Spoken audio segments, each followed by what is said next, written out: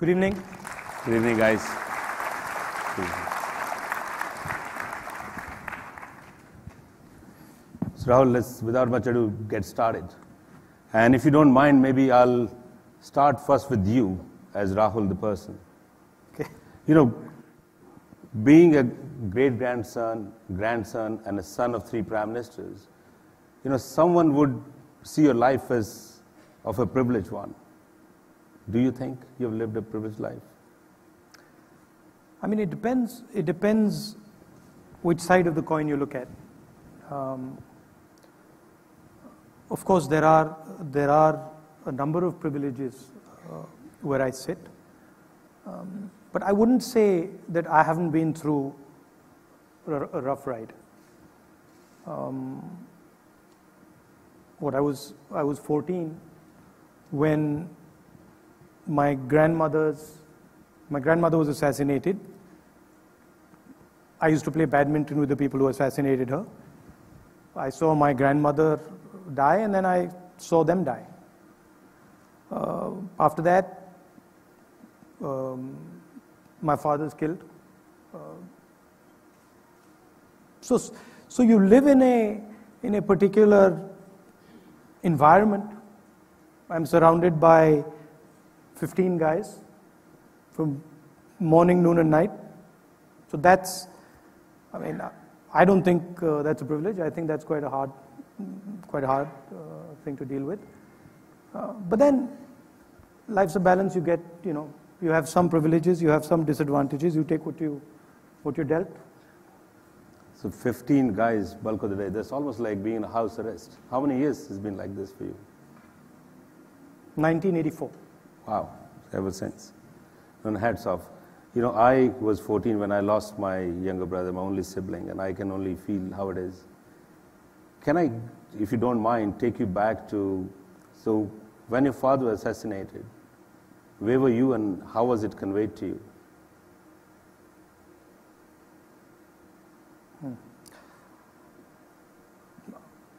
We knew basically that Papa was going to die.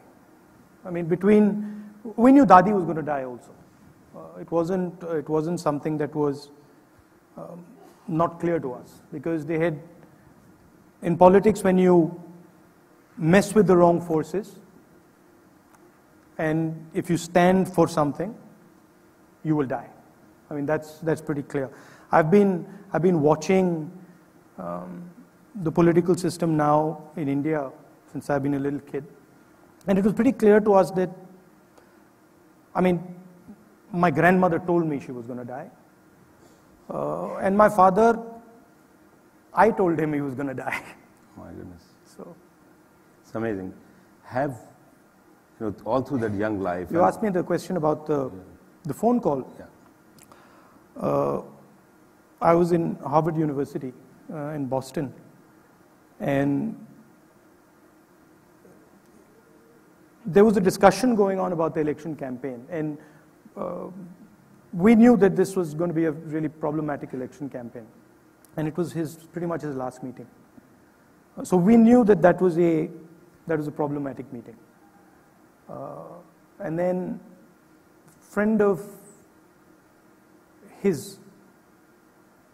a brother of a friend of his called me up and said, you know, I've got some bad news. So then I said, yes. Is he dead? And he said, yes. You had premonition already. I was like, thank you. So we in politics, we deal with forces, big forces that are not normally visible. You're dealing with interests, you're dealing with structures that are powerful.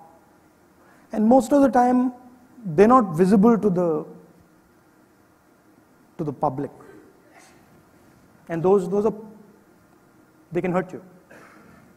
Talking about your time at Harvard that you mentioned, and I learned that you had to study under a different name, etc.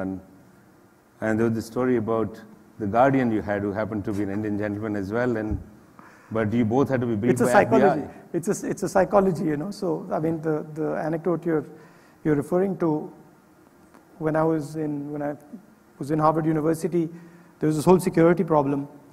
So the FBI guys, I had a local guardian, I had a guardian in Harvard, and so the FBI guys said, listen, we want to have a chat with you about your security. So I said, okay, I'm used to it. These are quite brutal chats. If someone shoots you, this is what you do, this is how you move, this is where you have to go, this is where we'll be waiting for you. So I had me sitting there, 19 years old, and I had a PhD student, my guardian, sitting there. Well, I said, listen, there's my guardian, should I call him? And they're like, yeah, it's important you call him. So he came. This guy didn't really know what was going on.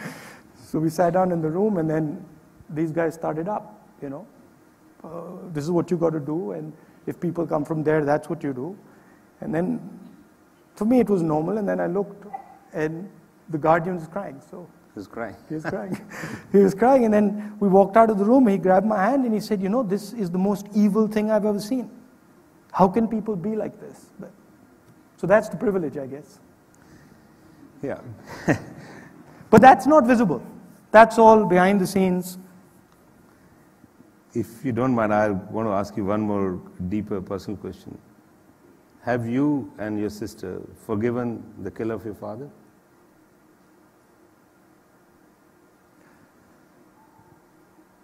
We were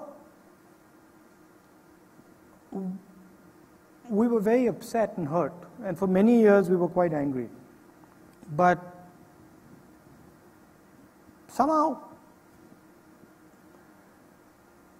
completely. In fact, completely. Kudos to you. Yeah.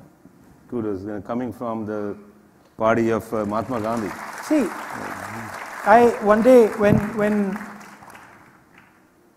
there's a history, and one realizes that when these events take place, it's collision of ideas, forces, confusion. That's where you get caught. I remember when I saw Mr. Prabhakaran on TV lying dead, I got two feelings. One was, why are they humiliating this man in this way? And second was, I felt really bad for him. I felt bad for him, I felt bad for his kids. And I did that because I understood deeply what it meant to be on the other side of that thing. And so to me, when I see violence, regardless of who it is, I know that there is a human being behind that, there's a family behind that, there's people behind that, there's kids crying behind that. So I think this is something that I've been through a lot of pain to get this. This is something that I consider very valuable. I literally don't hate people. I find it, even my sister, we find it difficult to hate people. That's great. I called up Priyanka after I saw this picture. I saw Mr. Prabhakaran, and I said, Priyanka, this is a very strange thing. I'm feeling a bit bad. She's like, why? I said, because he killed Papa. And I'm feeling that I'm not even, I should be happy that he's dead. Why am I not even generating a little bit of happiness inside? And she's like, oh, I'm feeling exactly the same. So my sister and me, we've been through the same experience, so we understand. We vibe together, we understand what these things are. That's great. Look, two of the greatest Indians, Buddha and Gandhi, and the biggest quality they espoused were forgiveness. Really kudos to you and your sister both to have reached that level. Thank you. So maybe I talk a little bit about your sister. So you two really grew up very close with each other. So how deep a relationship has been? Any stories from your childhood with Priyanka? She's my best friend, basically. And I know, generally I'll be like, Priyanka, if I've got something I'm thinking about or some work stuff, I'd say, Priyanka, what are you thinking? What do you think of this? And I know pretty much 90% of the time, what she says is what I'm saying, and vice versa. So we are because we've been through this thing together, we sort of understand each other. But both of you would have, during Dadi's time as well as Dad's time, would have seen many global leaders come by and then seen. Yeah. Anyone who interested you most from those, in any which way? All of them. I mean, all of them have something special. Everybody has something special, you know. Mr. Mandela, I thought, was a unique person. Everybody.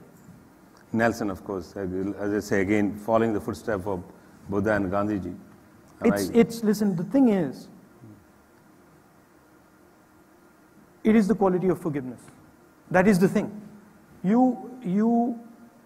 All these people who are special, that's eventually where they go. And you realize that you might be in a terrible conflict with somebody, but actually what's going on is that person is scared and you're scared, and that's what the fight is about. And a conversation is an extremely powerful thing. Even people who you really dislike, or people who dislike you, if you approach them, talk to them, and get a sense of what it is that's disturbing them, you can do a huge amount. Great. That's my experience. Great. It's underrated. People don't appreciate it, but it's a very powerful thing. And I think this is a quality, to me, out of all the qualities my country has, our country has, this is a central quality. The ability to absorb an idea, to embrace an idea, to disagree with it, not like it, but still accept it. This is the DNA of India. That makes India special. So rightly said. You know, look, Europe is not even as disparate and as differentiated than India. India has so many languages, so many cultures, so many religions. They are still trying to find a unity together. You guys led it. I remember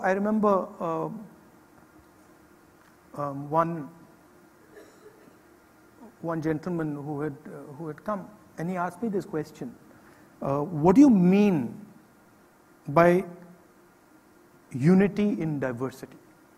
Mm-hmm. What is this? How can this be possible? How can something that is not the same, that is different, unite?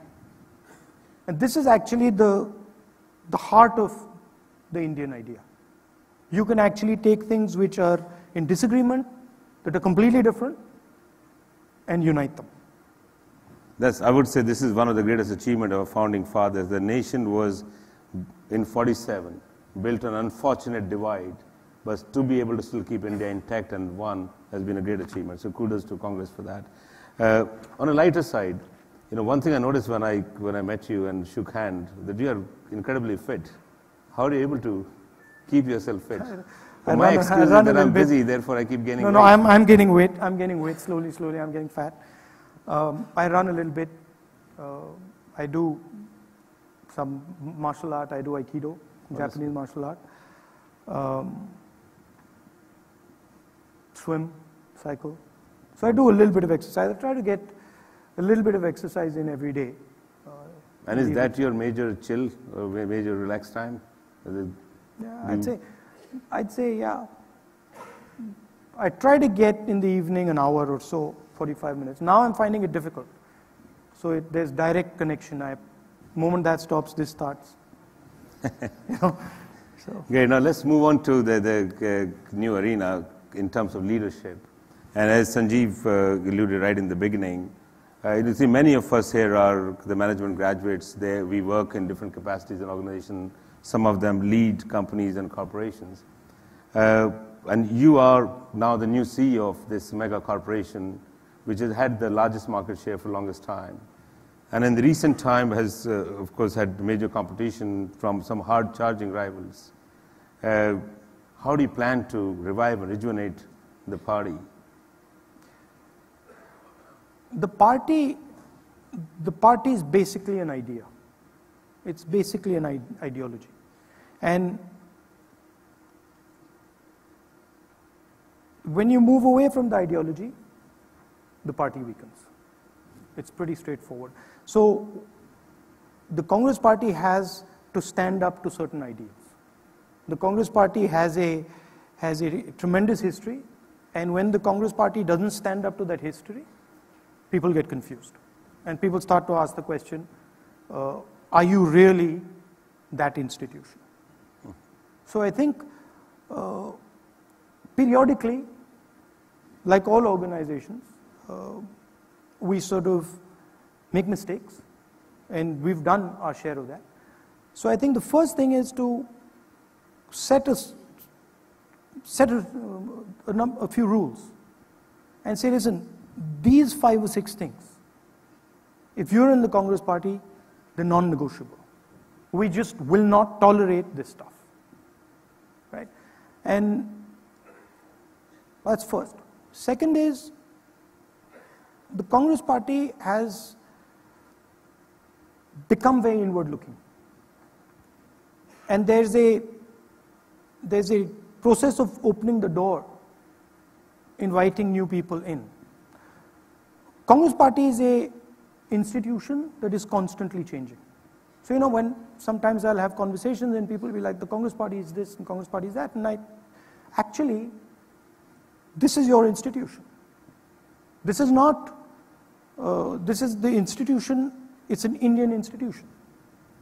And it's the heritage of our country. And it is an institution that can serve our country hugely. Couple simple things. There is a powerful BJP. You might agree with what they say, you might disagree with what they say, but no one sensible in India will say that no opposition should exist, right? And so the Congress party has to stand up and say, listen, this is what we are offering. We're different. We don't agree with them on these things. We'll contest them on these things. We'll fight them on these things. And this is what we bring to the table. We've got a history of successes. I mean, I can parrot them out. People know them. Giving a plan, a vision, a strategic vision for the next 10 years.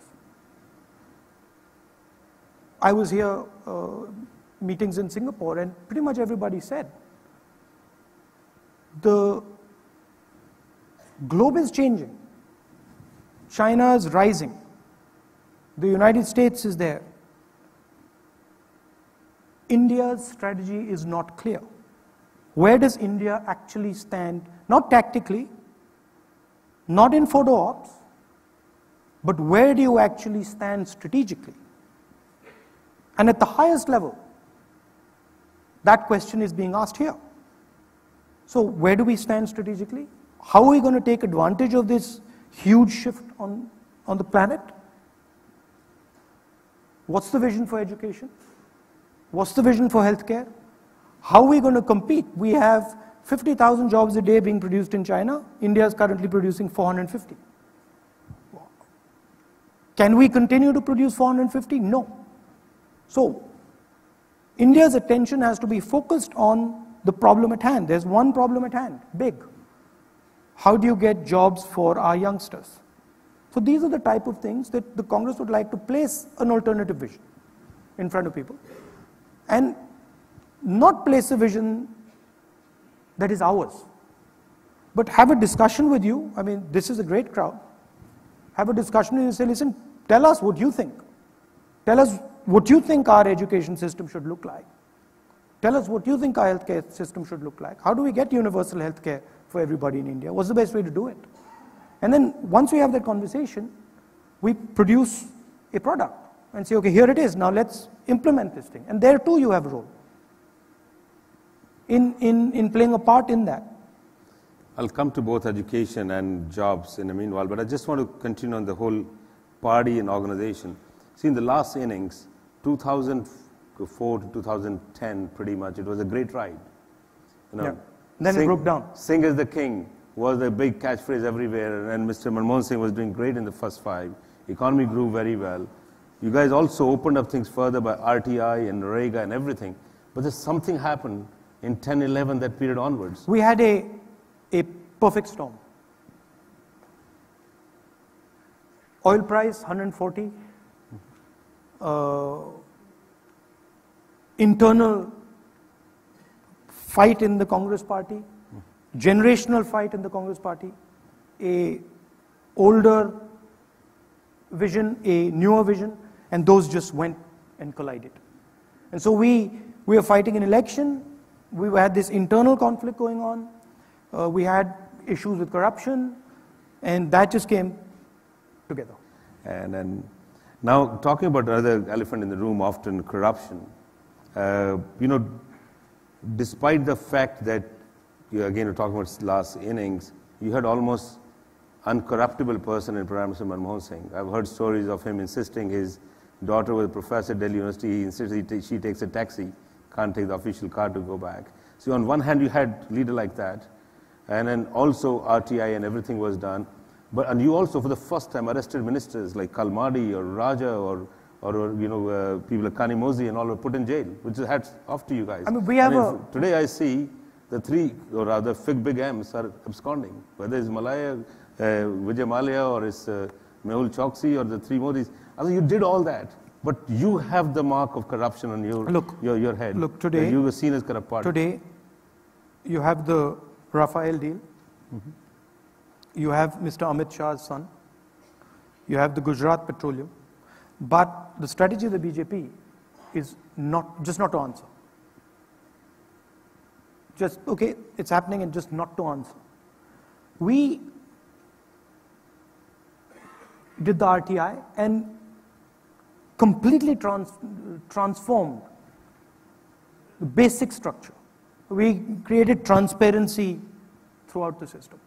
And frankly, that hit us, because we dramatically increased the amount of transparency. Our position was, whenever we found out about it, we fired the guy, right? Pretty much every single case, we fired the guy. But I think the message to us was zero tolerance. And that's how we think about it, zero tolerance. But you agree that to some extent corruption did creep into Congress as well, right. But you are sure now zero tolerance going forward? 100%. Great. Thank you for that.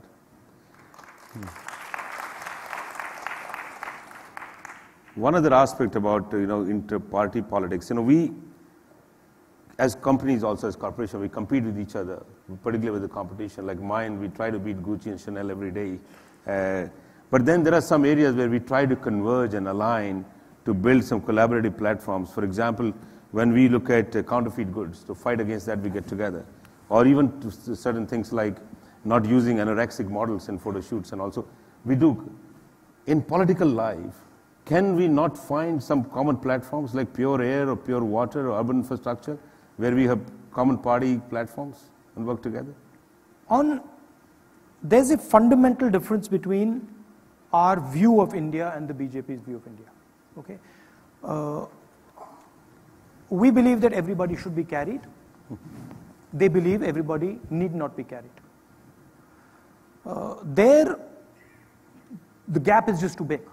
There's not, they won't talk to us about it, and we won't talk to them about it. So that's just a vertical line, and that's probably the first time in Indian politics that vertical line is there. And that's a vertical line between the BJP and pretty much every other party. So there's no discussion. Our problem is, when we approach the BJP on things like GST, they just don't talk to us.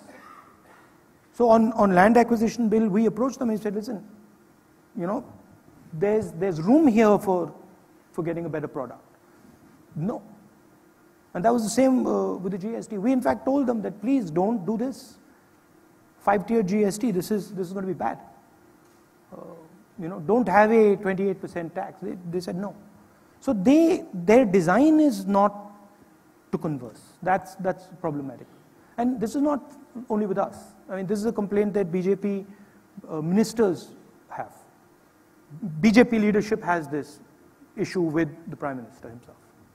Is this akin to what we have in corporations, that one guy wants to decide everything, and at times it can move faster, but it is... In politics, my experience is, in India, if you don't carry people, you won't get the job done. It's just, there's no way. You know, you have to build a consensus, you have to carry people, and if you don't do that, there's no play. Coming to issues, you talked about education. Now, we certainly have a huge issue that, on one hand, larger number of people, by millions, are coming into our working force. But they're broadly divided into either they are uneducated, or they're unemployed, or they're unemployable.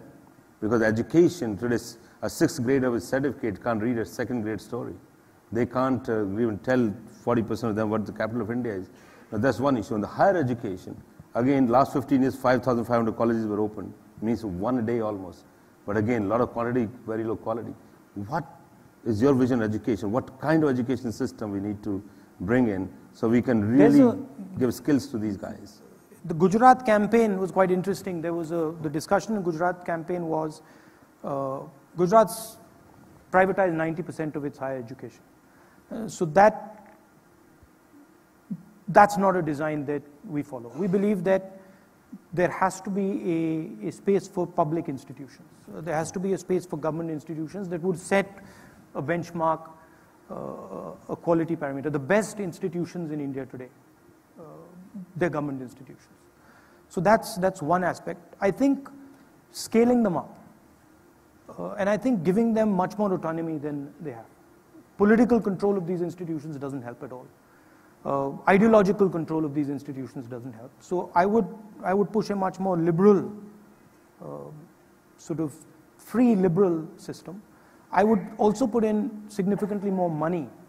The BJP has reduced the amount they spend on education and health, so I would put a lot more money in education and health. Primary education, during our time, we were very successful actually. We raised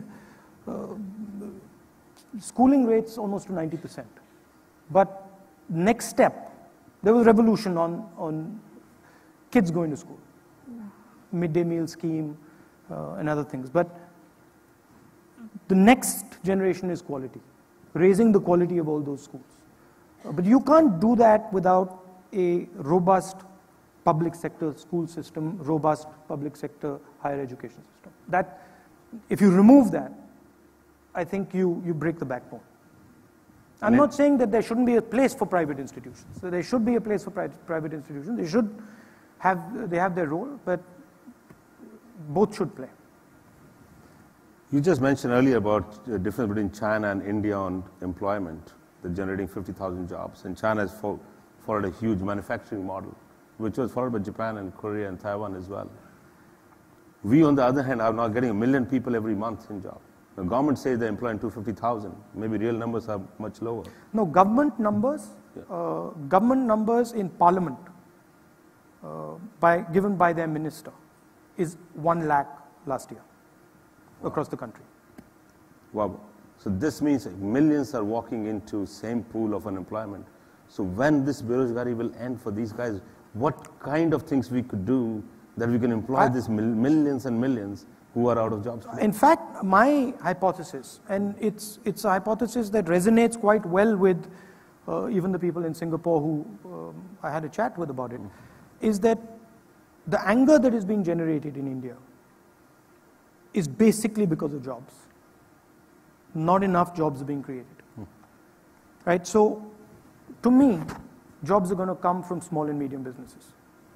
Jobs are going to come from transforming agriculture, building a cold chain, putting technology into the farm. Jobs are going to come by financing small and medium companies. Bulk of our banking finance today goes to the top 10, 15 companies. Goes to nobody else. And there's a huge banking problem. So to me, the real job creators are the small and medium guys, and they are, frankly, in India today, they're orphans. They don't get any protection. They have no political access. If you're a promoter of a big company, you walk right through the doors, through Parliament, finance minister's office. You're a little guy? No way. And on top of that, over the last 2 years, small and medium has been devastated by GST and demonetization. Right? Badly implemented GST and demonetization, I fail to understand anyway. No, great. I think small, medium enterprises is the way to go because we have much larger numbers that manufacturing today will not be able to absorb in big ways. Part of the discussion that we've had here is about the old manufacturing system, the big 50,000, 100,000 manufacturing system being disturbed, challenged by fourth generation manufacturing techniques. I think that's going to be an advantage for India. So if you are able to align those manufacturing techniques with our small and medium businesses and connect them with finance, I believe you can actually compete with China and take them on. That's great. Thank you. Talking of another big part of our country, which is our farmers. You know, almost half of the country is involved somewhere in farming. And farmers, poor guys, always in a gamble between monsoon and money lenders.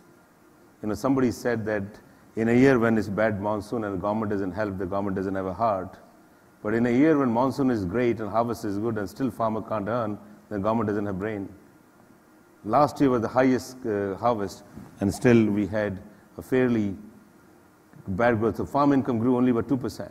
Now we plan to double it in 5 years. That means you need to grow by 12% per annum for 2 today.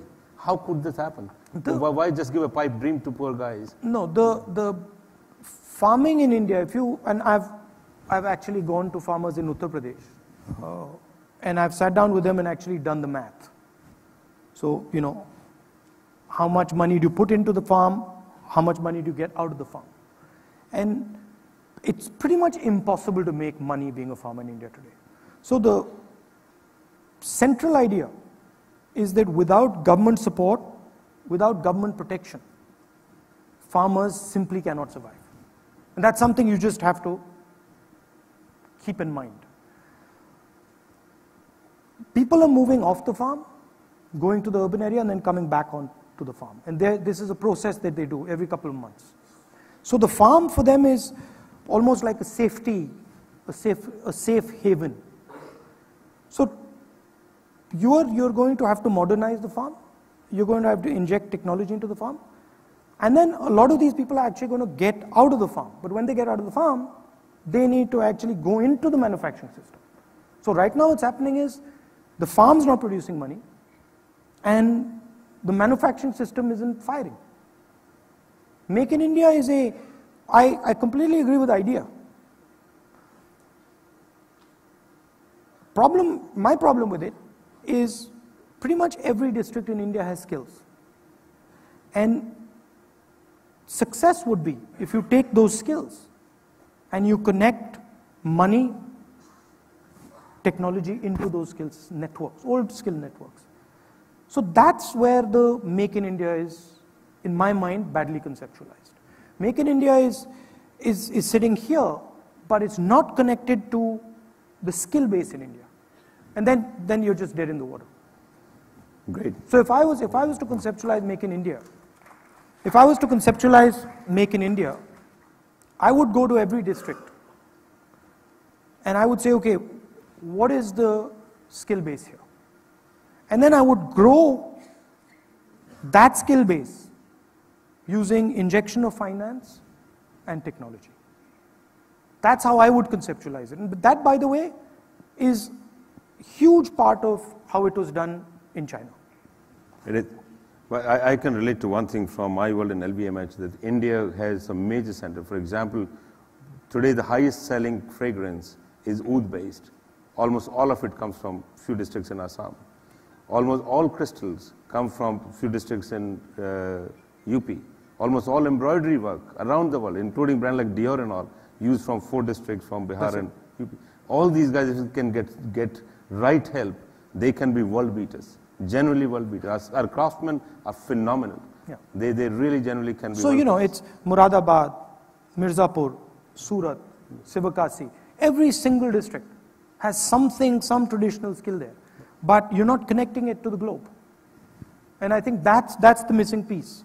If you connect that skill base to technology, money, and the market, you're done. Power to you all. I hope we can get there. And because, again, for sari weaving itself, for example, there are 13 major centers. Each one is amazing. And those products can be phenomenally world-class. Some of them do Hermes quality products. We just need to get all that help. Now let me move to another. Please. Just one connection between our IT skill base and the world has transformed India, right? I would say let's find 3 or 4 more like that over the next 10 years, and let's actually implement them. That would be something that I would be interested in. That's great. Now, talking of IT, I would like to just maybe take a minute of detour and thank Mr. Sam Pitroda, who's here with us, someone who really built the whole IT industry in India. I learned about a story when Mr. Gorbachev came to India and Mr. Pitroda wanted to sell him 1 million computers, reached out to Nandan. Nandan and all did not even have an office in Infosys. There were 5 people without office. He was driven from those days. It's great. I think if we can bring 5 such ideas, it'll be fantastic. And I'll tell you what one of them is. Please. In my mind. To me, healthcare, diagnostics, health data, genetics, our hospital system, if these things are properly connected and you put in place a strategy, I think you can dominate global healthcare. So to me what was sort of the Maruti concept in the automobile industry, to me what we should be saying is, okay, what are the 3 or 4 areas? Healthcare is one of them. What are the 3 or 4 areas where we can do this and then just get the thing done? We've done it before. You move to another segment again. Half of our country are women. You know, one big thing of communist China was that Chairman Mao and his whole revolution brought almost 86% women into economic activity. In India, that number is just about 1/3. And today, forget about bringing them in economic activity. We are not able to even keep our women safe. With the number of rapes all around and whatnot today, when a woman says, is it safe to go back to India, that's really a shame in the country. What do you convey to a woman here as a message to them that how India can keep not only women safe, but then can bring them in economic activity and make them a turbocharging? First of all, there is a culture issue, right? So violence has a little bit to do with the culture and the way you view women.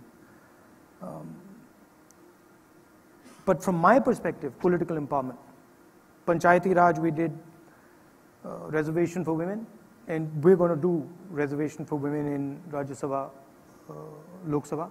I've already decided, and I've told my party people that I want to see rooms 50-50.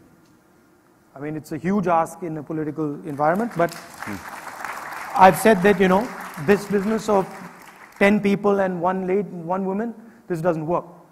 And we can't just be neglecting them. So I'm looking forward to as many candidates and leaders. That's what I'm actively promoting. I'm being told that we are running out of time. I'll just ask quickly 2 other big questions. And again, this is also often an elephant in the room, and people try to avoid any discussion on this subject. Our country in 1947, unfortunately, got divided in name of religion. Millions died and tens of millions got displaced. And it left phenomenal scar. But those divisive forces are once again rising not only in India, but in the US and many other places as well. India has always been an example for its pluralism. India has always been that idea, that concept that stood taller than every other nation. Now, today, we are once again really fracturing that part. How do you as a leader will keep that pluralism aspect of our country alive and keep it intact so that we can stay an example to the whole world? I think, as I said earlier, a rejuvenated, open Congress party with youngsters, with fresh faces, with open doors that people can be proud of, that they can look at and say, you know, I want to join that thing. So I think that's one very important piece. I think we have a role actually in keeping people together. We're fighting a battle with the BJP. Look, unfortunately, and this is something that's seen all over the world. Today, dividing people gives you political benefits, but then it has costs. The costs are not visible today, but the costs will become visible, and they are actually huge costs, dangerous costs. You're weakening the country by doing that. So we will fight it, but to me the best instrument is if I can, you know, come back here 6 months from now, a year from now, and 20, 30 of you guys say to me, listen, I want in and I want to help you transform this thing. So that's, to me, that's my job, and I got to do that. Oh, that's a great idea. You know, on that note, just quickly, last two questions. One is that, you know, here, this is an August gathering of non-resident Indians. There are 32 million non-resident Indians. And there was a good move in your previous innings to start NRI government, etc., but now that's been abandoned and merged. NRIs in US, UK, even Indonesia get to vote. How come we Indians don't get to vote and participate, despite being 32 million of us? That is there. But listen, I mean, we are, Congress party is actually a party that began with NRIs. I mean, all our top leadership was NRIs. So that's just the way it is. I mean, I lived abroad for 10, 11 years. So NRIs have a particular view of the world. They have a fresh view of the world. A lot of times, when you're in India and you don't go outside, you don't see what's going on in the rest of the world. So I consider all of you to be an asset, and I'm gonna come and chase you and say, listen, come and help us. I'm not gonna make it so easy, because you have a role to play, and you actually have the skills that can do this. I mean, skills like yours are lacking in the political system. You know? I mean, we have a skills shortage there, and you can help us. Thank you. Last question. Let's say 10 years from now, we are seated here again, and probably you as Prime Minister. What kind of India will we be talking about at that point in time in your mind, 10 years from now?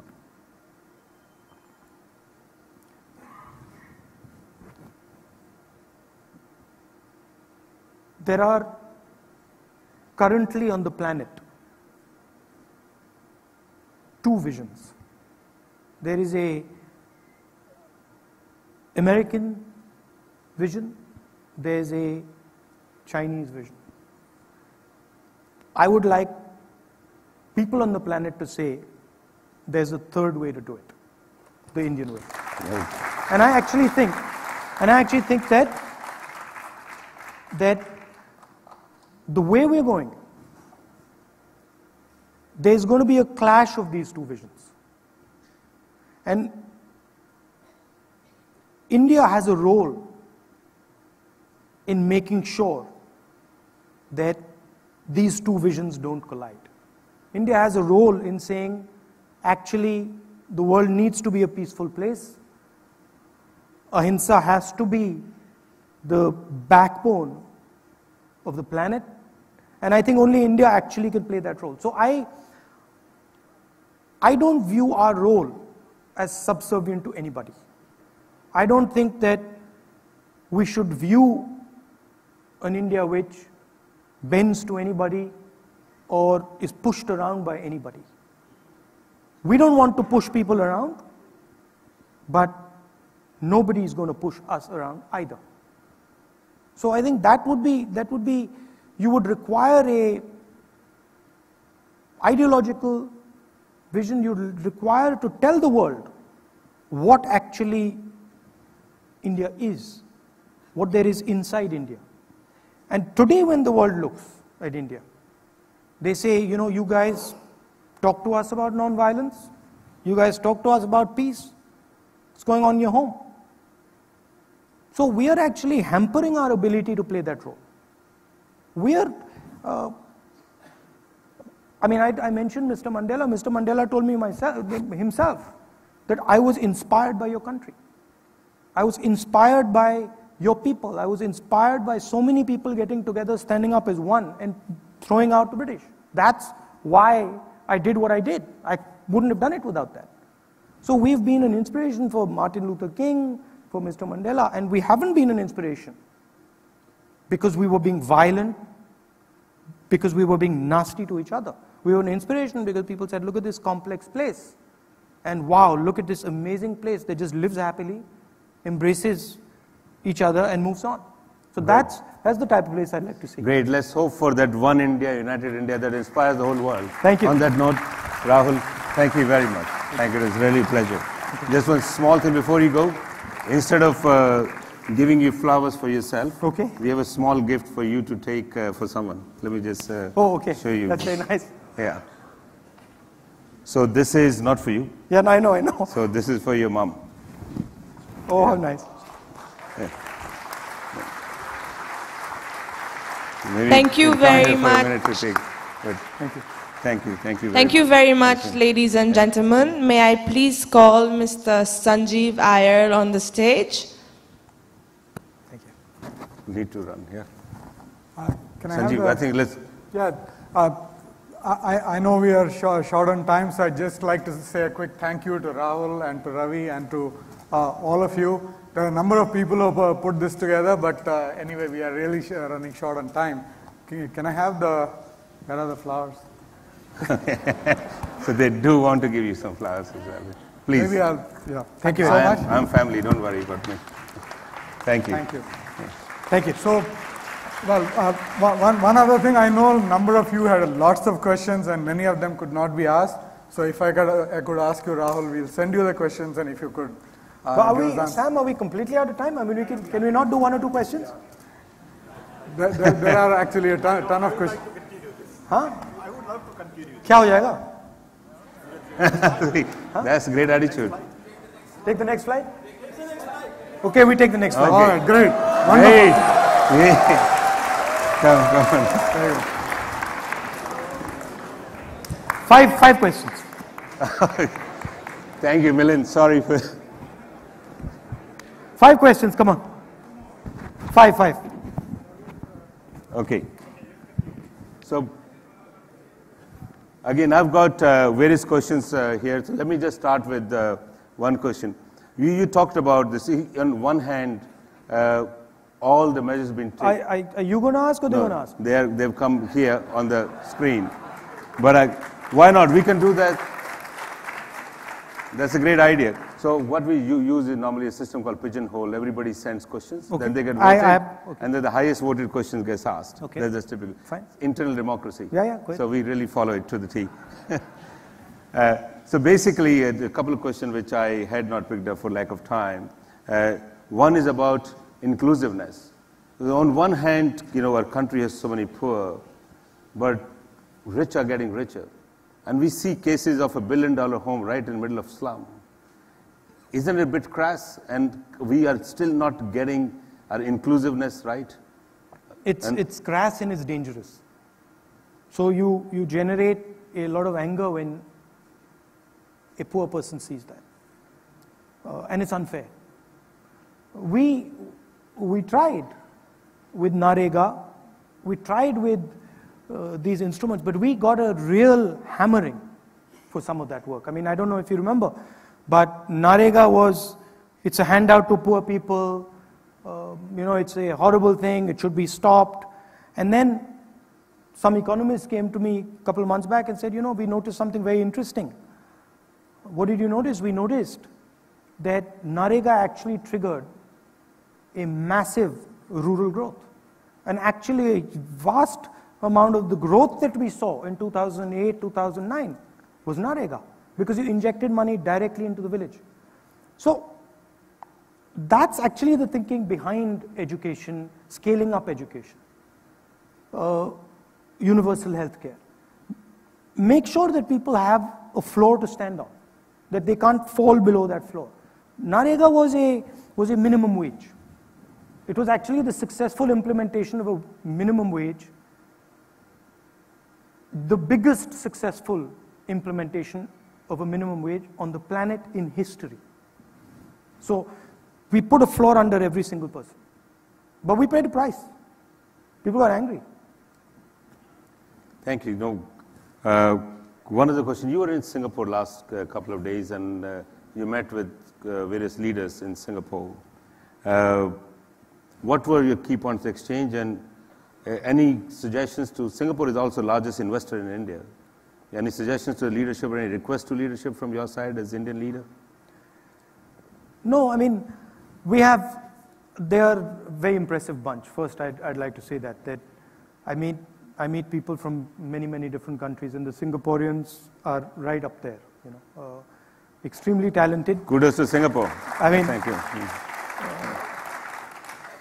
Very, very, very, very impressive. So that's there. We had general conversations about what's going on in India, what are the type of things they can do, investments, some complaints, things aren't moving fast enough, that type of stuff, general conversations. But I don't want to get into sort of specifics of the conversation that I had. That no, sure, for sure not. Did you get to see any bit of Singapore at all? No, from my hotel room. Okay. So Mr. Pitroda and everyone put you in a very tough schedule. Yeah, they've had me running non-stop here. Do we want to give one or two questions to the floor so that there's a real sense of floor asking a question? Let's take the gentleman right here in the front. Okay, Gagan. Sir, I'm a banker, so the economy is close to my heart. You were just mentioning the India wave, and can you spend a few minutes just talking about it? It was very interesting, but we'd like to just get to hear a little more of you on that. The India wave meaning? On the building up a next IT wave, or right. The next skill set that would get the India to rise together. So you're talking of 4 or 5 which you have in mind. If you don't mind, just talking a little bit about it. Healthcare data, right? So the way I look at it, data is going to be the backbone of healthcare, of the healthcare system. That means MRI, X-rays, all diagnostics, all cures, when they're put together on computers, you will be able to cure people based on people who have already been cured. So to me, that is the space where we have a huge advantage. Today, all our healthcare data is just lost, right? It's like you have oil and you're just throwing it away. So developing systems and processes that actually allow you to manage that data, that allow you to capture that data, and then allow you to utilize that data. I envision India being able to use its data, not today, but 10, 15, 20 years from today, to actually run its entire healthcare system. To me, data is like oil, and we got the largest amount of it. China has, and we have. So thinking about how you put all this stuff together, how do you think about healthcare data? What do you do with it? What are the rules? Who owns it? Those are the type of things that 10 years, if you take the right decisions now, 10 years from today, you'll get a revolution. The telecoms revolution was basically a little box, right? It was a little rural exchange. Nobody understood what that thing was until you started to see it.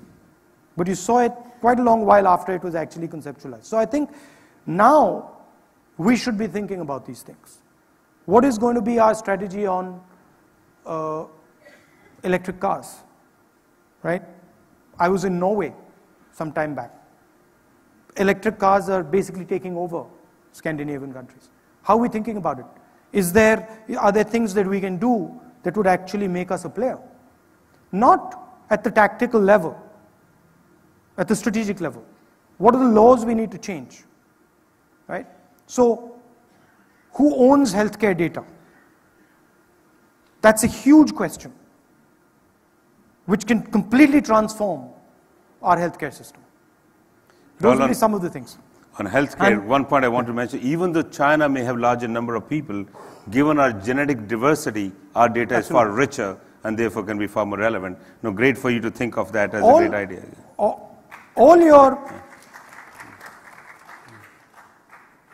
Today, when a doctor cures someone, it's his memory that you're utilizing to cure the person. Tomorrow, when a doctor cures someone, it'll be a computer that you'll be using to cure someone. That computer's got to have past data in it. We're going to be the one who have the most. And so that to me is like gold. But we're not thinking about that right now. Right now the gold is lying around, it's on the floor, it's in some hospital somewhere, and the government of India is not saying, okay, how do we take this gold and actually utilize it for our country? It's like in the good old days when the British went to Saudi Arabia and paid King of Saudi Arabia, they gave him a car and then exchanged an oil contract. If you don't know the value of what you have in your hands, right, you'll be giving it away for free. And today actually, because we're not thinking along those lines, we're literally giving it away for free. So that would be one example.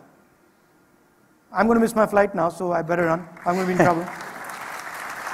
Rahul, we could go on and on, Thank you. But it was a great pleasure to have you here. Thank you. We will love to have you for a longer time next time. Thank you very much. Thank you. Thank you, Thank friends. you, ladies and gentlemen. Thank you very much, Mr. Gandhi and Mr. Thakran.